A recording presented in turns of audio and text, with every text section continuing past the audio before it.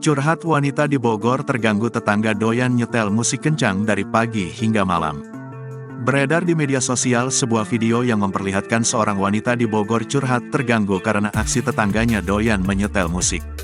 Aksi wanita meluapkan curhatannya itu menjadi sorotan hingga jadi perbincangan warganet. Video tersebut viral dibagikan akun TikTok Akeong Sartika Madonna, Senin, tanggal 22 April tahun 2024. Dalam video tersebut memperlihatkan suasana satu rumah menyetel musik kencang. Suara musik tersebut hingga terdengar keluar dan ke rumah tetangga lainnya.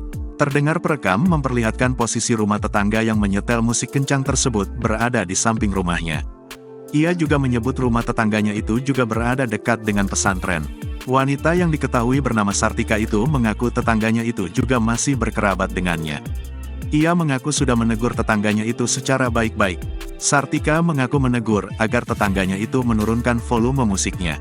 Namun, tegurannya itu tak digubris. Ia menyebut tetangganya itu kembali mengulangi perbuatannya. Lalu Sartika mengungkap hal yang membuatnya terganggu karena tetangganya itu menyetel musik kencang tersebut dari pagi sampai malam hari setiap hari. Hal lain yang membuatnya risih karena di samping rumah tetangganya tersebut juga ada pesantren.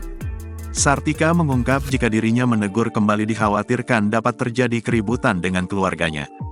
Karena hal itu, Sartika menanyakan kepada warganet solusi apa yang harus dirinya lakukan. Lebih lanjut, Sartika juga memberikan pesan jika ada pengalaman seperti yang dialami agar dapat saling menghargai. Dalam unggahannya tersebut, diketahui peristiwa yang dialami Sartika tersebut di Tanjung Sari, Bogor, Jawa Barat. Kini, video curhatan wanita di Bogor tersebut viral dan menjadi perbincangan warganet menuai pro kontra. Tak sedikit warganet yang mendukung aksi wanita tersebut untuk menegur tetangganya tersebut karena dianggap mengganggu.